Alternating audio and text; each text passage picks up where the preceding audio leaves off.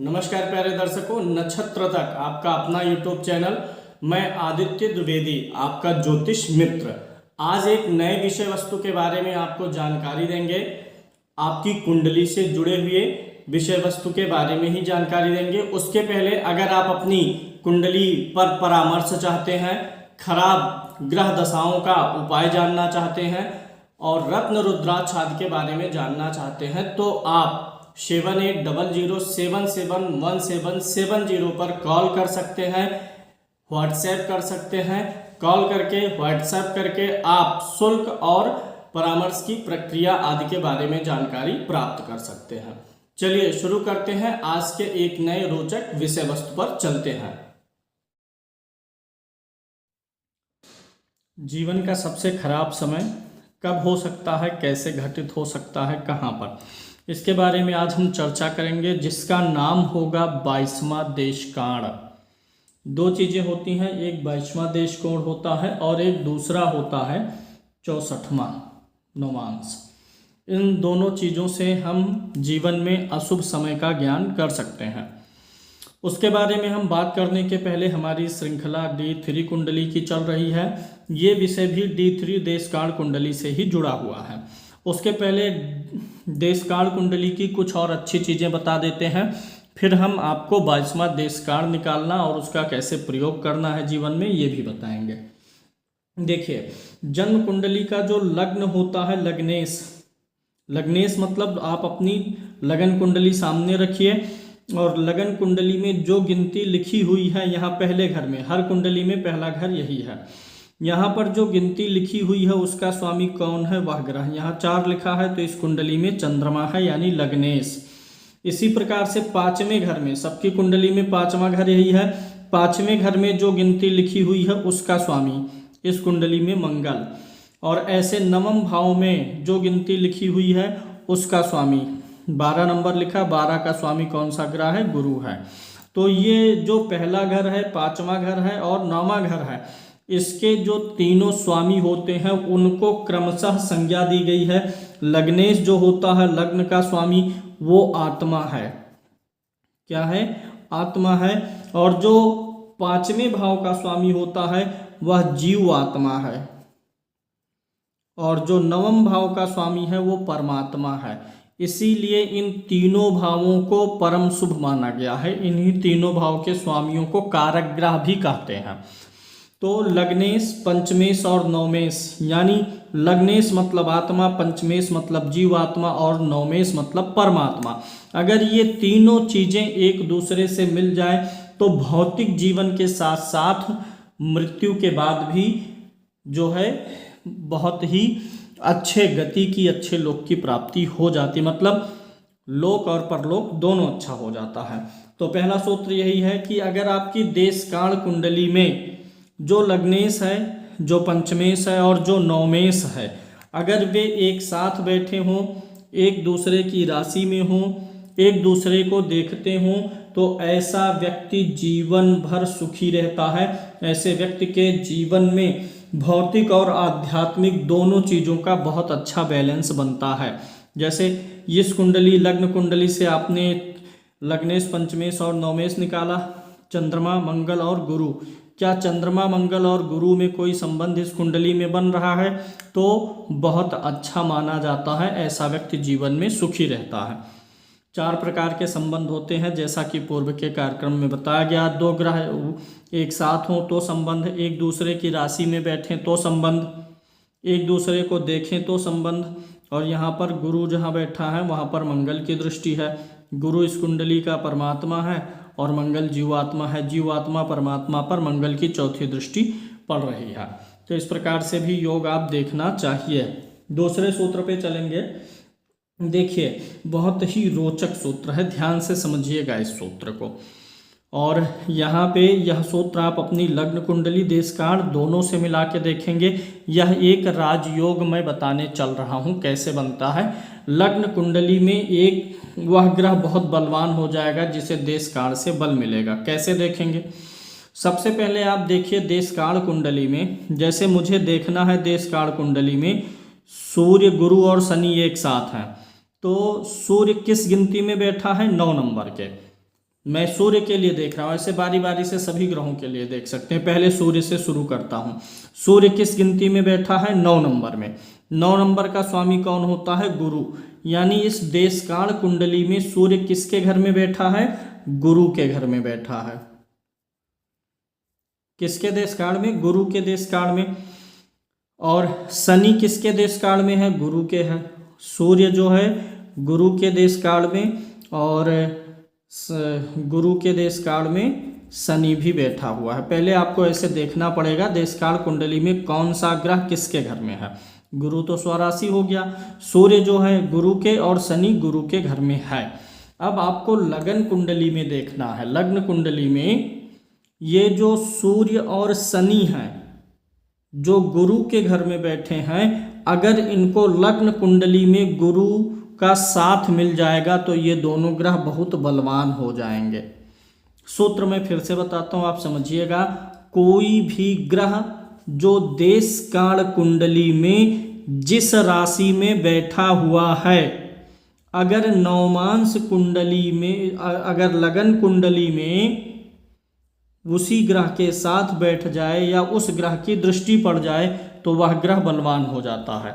दूसरे उदाहरण से इसी उदाहरण को मैं क्लियर कर देता हूँ।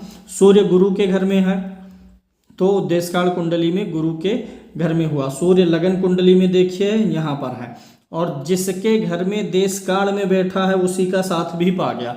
यानी सूर्य इस कुंडली का बलवान नहीं, बहुत बलवान है। दूसरे एग्जाम्पल से देखिए, शनि किसके घर में है? गुरु के। शनि गुरु के घर में है। लगन कुंडली में देखिए शनि कहाँ पर है? यहाँ पर है। अब आपको देखना है कि ये जिसके देशकाल में है गुरु के, क्या गुरु उसके साथ बैठा है? नहीं बैठा है। क्या गुरु की दृष्टि है? हाँ, गुरु की दृष्टि है। नामी दृष्टि गुरु की आ रही है। गुरु लगन में यहाँ है, नामी दृष्टि पड़ रही है। दूसरे उदाहरण से समझाते हैं। यहाँ पे देखिए केतु किस गिनती में है? 1 नंबर में। 1 नंबर का स्वामी कौन होता है? मंगल। यानी केतु किसके देशकाल में है? मंगल के। मंगल के देशकाल में कौन सा ग्रह पड़ रहा है? केतु। अब हमें क्या देखना है कि लग्न कुंडली में यही जिसके देशकाल में है, क्या वह मंगल इस केतु के साथ है या दृष्टि डाल रहा है? तो केतु यहाँ है, मंगल के साथ नहीं है, लेकिन मंगल की 8वीं दृष्टि पड़ रही है। तो केतु भी बहुत बलवान है। केतु भी क्योंकि मंगल कारक ग्रह भी है, तो कोई ना कोई ऐसा टाइम पीरियड आएगा कि केतु की दशा में अच्छा धन लाभ होगा। उम्मीद है ये चीज़ आपको समझ में आई होगी। यहाँ पे जैसे मंगल किस गिनती में है? 6 नंबर पर। देशकाल कुंडली में मंगल 6 नंबर। 6 नंबर मतलब बुध की राशि में है। मंगल बुध की राशि में है। अब अगर लग्न कुंडली में मंगल बुध के साथ हो या बुध की दृष्टि में हो तो मंगल बहुत बलवान हो जाता है, राजयोग देने लगते हैं ऐसे ग्रह। उम्मीद है ये चीज़ आपको समझ में आ चुकी है। तो 2 चीज़ें मैंने बताई आपको राजयोग से जुड़ी हुई। एक तो जीव आत्मा परमात्मा और आत्मा का मिलन अगर देशकाल कुंडली में है तो बहुत अच्छा भौतिक जीवन। दूसरा मैंने एक राजयोग बता दिया देशकाल कुंडली से। अब आ जाते हैं 22वें देशकाल पे, यानी कुंडली का 22वां। आप 22वां देख के घबराइए नहीं कि ये कैसे निकलेगा, गुणा गणित करना पड़ेगा, कुछ नहीं। सिर्फ आप देखते जाइए और अभी आपको बड़ी आसानी से पता चल जाएगा। 22वां देशकाल जो होता है यह व्यक्ति के जीवन में अशुभ होता है। इस 22वें देशकाल के टाइम पीरियड में आपको शारीरिक क्षति हो सकती है, मानसिक क्षति, किसी ऐसे व्यक्ति को चोट चपेट या मृत्यु हो सकती है जिसको आप बहुत प्रेम करते हैं, या फिर आपकी भी मृत्यु या आपको भी चोट चपेट लग सकता है। कब होगा ये अभी मैं बाद में बताऊंगा। पहले चलिए 22वां देशकाल निकालना सीखते हैं। देशकाल जो कुंडली है, आप भी जानते हैं कि 12 भावों से अलग अलग चीज़ों का विचार होता है और हर चीज़ का एक कारक ग्रह होता है। जो लग्न है ये आपकी शरीर होती है। किसी भी भाव से 8वां भाव जो होगा देशकाल कुंडली का, जैसे आपके लिए 22वां देशकाल कौन सा है? 22वें देशकाल को खरेस भी बोलते हैं। नाम से ही स्पष्ट है, खरेस यानी जो रूड हो, र्यूडनेस जिसमें हो, तीव्रता हो, जिसमें कठोर शक्ति देने की क्षमता हो, जो दया ना दिखाए, खरेस है। देश काल कुंडली में लग्न से जो 8वां घर होता है, जो उसका स्वामी है, वो आपका खरेस है। लग्न से क्या विचार होता है? पहले घर से आपका स्वयं का शरीर, यानी शरीर भाव से 8वां। आप इसी अपनी देश काल कुंडली में लग्न से 8वें तक आइए, सबकी कुंडली में 8वां भाव यही है। यहाँ कौन सी गिनती लिखी हुई है, नोट करिए। कौन सी गिनती है? 7 नंबर। 7 का स्वामी कौन है? शुक्र। इस कुंडली में 22वें देश काल का स्वामी यानी कि खरेस कौन सा ग्रह है? शुक्र है। शुक्र क्या हो गया? खरेस। यानी यह ग्रह जो है व्यक्ति को शारीरिक रूप से अशुभ फल देगा। कब देगा, इसकी भी चर्चा करनी होगी। अभी इस चीज़ में और एक बहुत रोचक चीज़ बताएंगे। माता के लिए खरेस जानना, पिता के लिए खरेस जानना, तो अनुमान लगा सकते हैं आप अपनी कुंडली से माता के लिए, पिता के लिए, बच्चों के लिए कौन सा समय अशुभ रहेगा। चलिए देखते हैं। इस कुंडली का खरेस हो गया शुक्र। अब आपको लग्न कुंडली पे आ जाना है। लग्न कुंडली से आपको अपना मारक ग्रह जानना है। मारक ग्रह किसे कहते हैं? कोई भी ग्रह जो दूसरे भाव का स्वामी है, कोई भी ग्रह जो छठे भाव का स्वामी है, तीसरे भाव का, 7वें, 8वें और 11वें, 12वें, इन 4 भावों को नोट करिए। गिनती आप यहाँ से मैच करा लेंगे। जो ग्रह इन भावों के स्वामी है वो मारक है। अगर कोई ग्रह इनमें से किसी 2 भाव का स्वामी हो जाएगा तो प्रबल मारक होगा। इस कुंडली के अनुसार सूर्य मारक है। सबसे ज़्यादा मारकत्व किसमें होता है? ये दूसरा भाव, 7वां भाव और 8वां भाव, ये प्रबल मारक है। और सब छोड़ दीजिए, और सब में मतलब नॉर्मल बीमारियां होकर रह जाती, लेकिन इन 3 भावों में, इन्हीं 3 भावों को लीजिए, इनमें बड़ा कष्ट मिलता है। दूसरे भाव में देख लीजिए आप अपनी लग्न कुंडली में कौन सी गिनती लिखी है, उसका स्वामी नोट करिए। यहाँ 5 नंबर है। 5 का स्वामी कौन है? सूर्य। इस कुंडली में मार्केश कौन हुआ? सूर्य। 7वें भाव में देखिए कौन सा स्वामी है, ग्रह बैठा है। ग्रह की राशि है 10 नंबर। 10 का स्वामी कौन होता है? शनि। और 8वें भाव में 11 नंबर, 11 का भी स्वामी शनि। यानी शनि इस कुंडली का सबसे प्रबल मारक है, क्योंकि 2 अशुभ भावों का स्वामित्व तो इसको प्राप्त हो गया। शनि मारक है, सूर्य मारक है। बात समझ में आ गई। लग्न कुंडली से मार्केश देख लेना है और देश काल कुंडली से खरेस निकालना है। देश काल कुंडली में 8वें भाव का जो स्वामी ग्रह होगा वो खरेस। जब भी आपके जीवन में खरेस ग्रह जो आया, जब उसकी महादशा चलेगी और अंतरदशाएं इन मारक ग्रहों की होंगी, जो लग्न से मारक ग्रह मिले हैं, या लग्न से जो मारक ग्रह मिले हैं उनकी महादशा हो और खरेस की अंतरदशा हो, तो उस समय व्यक्ति को शारीरिक तकलीफ होने का अनुमान रहता है। सूर्य की महादशा में शुक्र की अंतरदशा, शुक्र में सूर्य की, शनि में शुक्र की और शुक्र में शनि की महादशा अंतरदशा में ऐसे जातक को शारीरिक कष्ट होता है। एक सवाल और बनता है, हर महीने में 2, 4, 6 दिन ऐसे आ जाते हैं कभी कभी कि व्यक्ति हर महीने में कुछ अनगल फील करता है। तो जो ये खरेस है, जब ये आपकी राशि के ऊपर से गुजरता है तो उस दिन आपके को थोड़ी बहुत शारीरिक परेशानी होने का योग रहता है। तो खरेस जो है लग्न कुंडली का मार्केश की दशा में खरेस ज़्यादा प्रबल होता है। अगर 7.5 चल रही है तो यह खरेस की दशा चल रही है तो भी ज़्यादा कष्टकारी होगी। खरेस देशकाल कुंडली में खरेस ग्रह जो आया वह जितना पीड़ित होगा उतना ही अशुभ प्रभाव देगा। पीड़ित मतलब अगर खरेस इसी देशकाल कुंडली में नीच राशि में हो, शनि के साथ हो, मंगल के साथ हो, सूर्य के साथ हो, कुल ग्रहों के साथ होगा तो और पीड़ित हो जाएगा, तो और भी अशुभ फल देगा। अब आपको जानना है कि आपके पिता के लिए खरेस ग्रह कौन सा है, तो या माता के लिए जानना है।